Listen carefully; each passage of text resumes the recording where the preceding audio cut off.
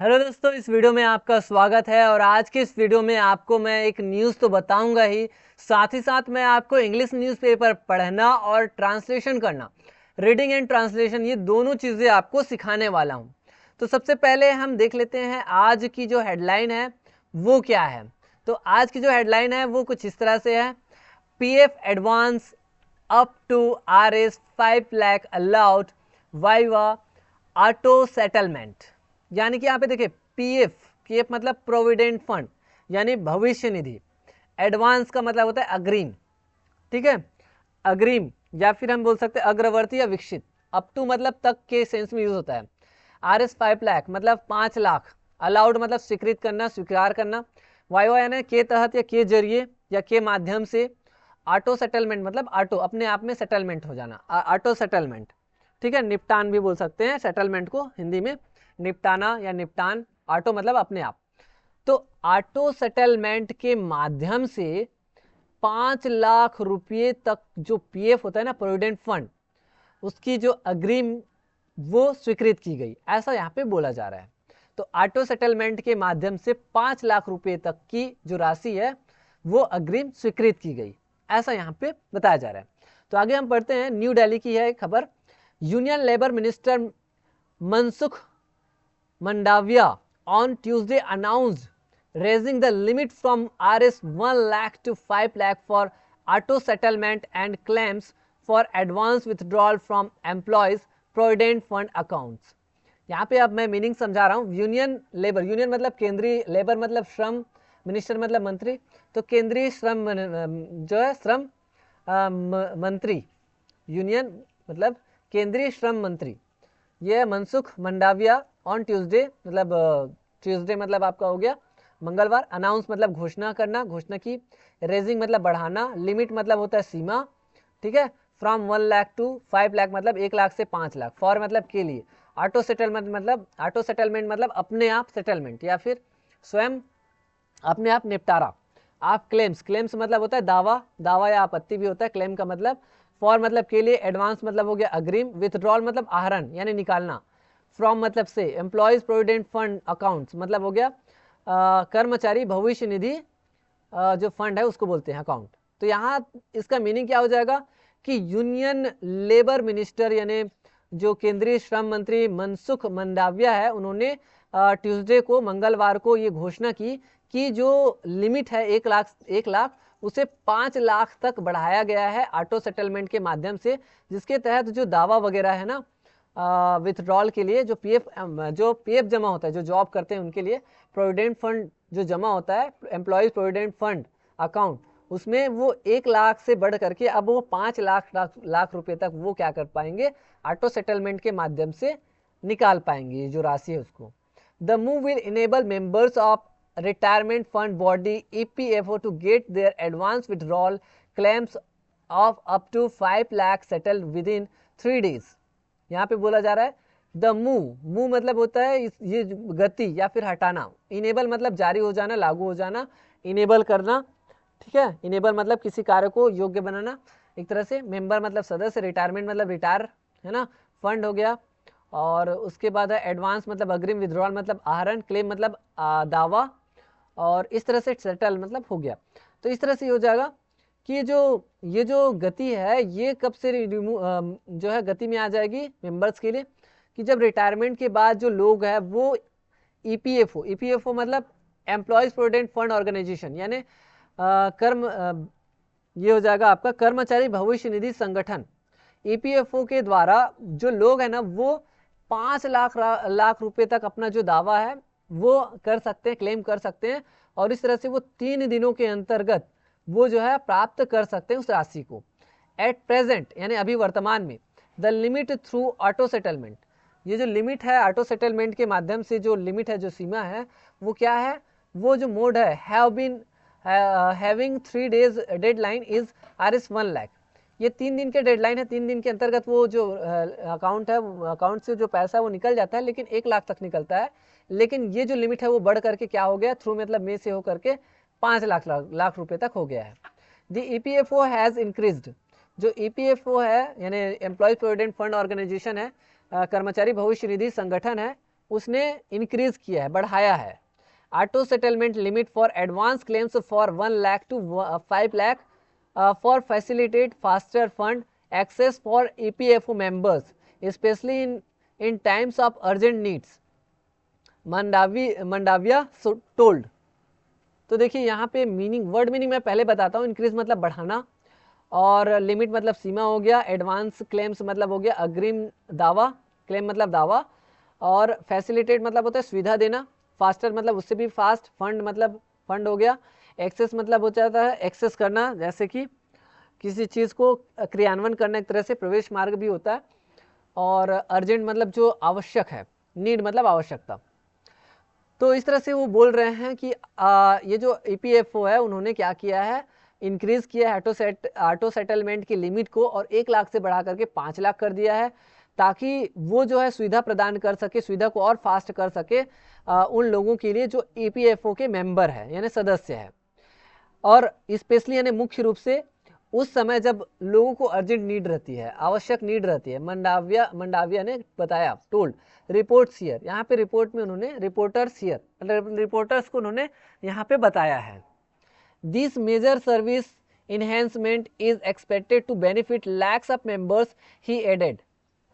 उन्होंने और ऐड किया कि ये जो मेजर सर्विस, ये जो बड़ी जो सर्विस है, मेजर मतलब बड़ी, इन्हेंसमेंट मतलब क्या होता है, इन्हेंसमेंट का मतलब हो जाता है एक तरह से सुधार, या फिर एक तरह से हम बोल सकते हैं इन्हेंसमेंट का शुद्ध वो जो तरीका है वो हो जाएगा आपका इन्हेंस करना, यानी बढ़ाना, गति देना एक तरह से, ठीक है, वृद्धि करना। तो वृद्धि भी बोल सकते हैं इन्हेंसमेंट मतलब ये जो वृद्धि हुई, ये जो बढ़ोतरी हुई है ना, जो मेजर सर्विस जो वृद्धि हुई है, इज एक्सपेक्टेड टू बेनिफिट, जो बेनिफिट करने के लिए लैक्स ऑफ मेंबर्स, लाखों मेंबर्स को ये बेनिफिट देने के लिए है। ही एडेड, उन्होंने कहा, the Employees Provident Fund Organisation EPFO which has more than 7 crore members had first introduce. जो EPFO है, एम्प्लॉयज प्रोविडेंट फंड है, इस ऑर्गेनाइजेशन के कितने मेंबर है, विच हैज मतलब जिसके है, मोर देन 7 करोड़ मतलब जिसके 7 करोड़ से भी ज़्यादा मेंबर है, सदस्य है। हैड फर्स्ट इंट्रोड्यूस, उन्होंने पहली बार परिचय कराया, इंट्रोड्यूस मतलब परिचय कराया, online auto settlement of advance claims during the COVID-19 pandemic to provide quick assistance to those facing financial crunch। तो इस तरह से ऑटो सेटलमेंट मैंने बता दिया ऑफ एडवांस मतलब अग्रिम, क्लेम्स मतलब दावा, ड्यूरिंग मतलब दौरान, COVID-19 मतलब COVID-19, पेंडेमिक मतलब हो गया महामारी। तो COVID-19 महामारी के दौरान उन्होंने क्या किया है, ऑटो सेटलमेंट को पहली बार उन्होंने परिचय करवाया है 7 करोड़ मेंबर्स को, पहली बार, जिसके 7 करोड़ से भी ज़्यादा मेंबर है। टू प्रोवाइड, प्रोवाइड मतलब प्रदान करने के लिए, क्विक मतलब जल्दी से, असिस्टेंस मतलब सहायता, टू दोज मतलब उन लोगों को, फेसिंग मतलब जो फेस कर रहे हैं, जो वो सह रहे हैं उस दर्द को या पीड़ा को, फाइनेंशियल क्रंच, फाइनेंशियल क्रंच मतलब आर्थिक कमी, आर्थिक संकट, जो आर्थिक संकट को सह रहे थे, ऐसे लोगों को उन्होंने COVID-19 के दौरान, COVID-19 महामारी के दौरान इस फैसिलिटी को जल्द ही सहायता करने के लिए प्रदान किया। कौन से फैसिलिटी को ऑटो सेटलमेंट वाली फैसिलिटी को। Since then, the facility has been extended to cover advance claims for illness, education, marriage and housing purpose. Since then मतलब तब से ये जो फैसिलिटी है, द फैसिलिटी मतलब ये सुविधा, हैज़ बीन एक्सटेंडेड, ये जो सुविधा है वो बढ़ाया गया, एक्सटेंड मतलब बढ़ाना, टू कवर एडवांस क्लेम्स, तो अग्रिम जो दावा है उसको कवर करने के लिए, फॉर इलनेस मतलब कमी, एजुकेशन, इलनेस एजुकेशन हो गया, शिक्षा है या बीमारी है, इलनेस मतलब बीमारी है, कमजोरी है, मैरिज है, शादी है, एंड हाउसिंग पर्पस यानी हाउस के पर्पस से जो भी चीज़ें उनको जो है कवर अप करने के लिए, उनकी सुविधा को, उनको सुविधा प्रदान करने के लिए ये जो फैसिलिटी है वो लागू की गई है। These claims are processed automatically, ये जो क्लेम है, ये जो दावा है वो प्रोसेस किया जाता है ऑटोमेटिकली, अपने आप, बाय द सिस्टम मतलब सिस्टम के द्वारा, प्रणाली के द्वारा, विदाउट एनी ह्यूमन इन्वॉल्वमेंट, बिना ह्यूमन के इन्वॉल्वमेंट के, इन्वॉल्वमेंट मतलब इन्वॉल्वमेंट होना, यानी इसको शुद्ध हिंदी में क्या बोल सकते हैं, हस्तक्षेप कर सकते, हस्तक्षेप बोलते हैं। तो बिना आदमी के, इंसानों के हस्तक्षेप के बिना ये जो सिस्टम है वो जो है किया जा सकता है, मतलब प्रोसेस किया जा सकता है, ऐसा बोल रहे हैं। इंश्योरिंग, इंश्योर मतलब क्या होता है, सुनिश्चित करना, quick turn around and transparency in FY25 मतलब हो गया फाइनेंशियल ईयर 25। द EPFO, देखिए आगे आगे देखिए, यहाँ पे बोला जा रहा है इंश्योरिंग मतलब यह सुनिश्चित करने के लिए कि ये जो चीज़ें हैं वो बिना किसी मतलब टाइम के, मतलब जल्द ही, क्विक, जल्द ही, पूरी पारदर्शिता के साथ फाइनेंशियल ईयर जो फाइनेंशियल ईयर 2025 है उसमें जो है ये जो है किया गया इन्वॉल्वमेंट जो है क्विक इंश्योर करने के लिए। एंड उसके बाद देखिए the EPFO processed the record 2.34 crore advance claims through auto settlement. तो financial year, in financial year बोला जा रहा है कि ये पूरे पारदर्शिता के साथ ये जो प्रोसेस है वो लागू किया जाता है। और यहाँ पे इन फाइनेंशियल ईयर 2025 में क्या हो रहा है कि EPFO ने जो है इस तरह के जो रिपोर्ट के अकॉर्डिंग उन्होंने बताया कि 2.34 करोड़ जो लोग हैं, जो लोगों ने जो क्लेम किया है ऑटो सेटलमेंट के माध्यम से, है ना, ये जो है रिकॉर्ड किया गया, ऐसा बोल रहे हैं। 161% higher compared to 89.52 lakh claim settled in FY24। मतलब 2024 में, फाइनेंशियल 2024 में जो क्लेम किया गया था लोगों के द्वारा ऑटो सेटलमेंट के माध्यम से, तो वो था 89.52 लाख। ठीक है, मतलब ये था 1 करोड़ भी नहीं था। तो इसका ये कितना है अगर हम कंपेयर करेंगे तो मतलब फाइनेंशियल 2025 में 161% है, अगर हम कंपेयर करेंगे 2024 के फाइनेंशियल ईयर के अकॉर्डिंग करेंगे तब। द मिनिस्टर सेड, मिनिस्टर ने, मंत्री ने कहा, ही ये है noted, he noted that 59% of all advance claims in 24-25 were settled through auto mode as compared to 31% in 2023-24। ठीक है, आगे क्या बोला जा रहा है कि इस तरह से उन्होंने बोला है कि 2024-25 में अग्रिम दावों में से जो 59% का जो निपटान ऑटोमेट के माध्यम से हुआ है। 2024-25 में जो हुआ निपटान हुआ है ना, उसमें से जो 59% है ना, 59% ये किसके द्वारा हुआ है? ऑटो सेटलमेंट के माध्यम से हुआ है ना। और अगर हम कंपेयर करेंगे 2023-24 में, तो 2023-24 में ये कितना था? 2023-24 फाइनेंशियल ईयर में ये था 31%। तो 31% से बढ़ करके 2024-25 में ये जो ऑटो सेटलमेंट का जो यूज हुआ है वो हुआ है 59%।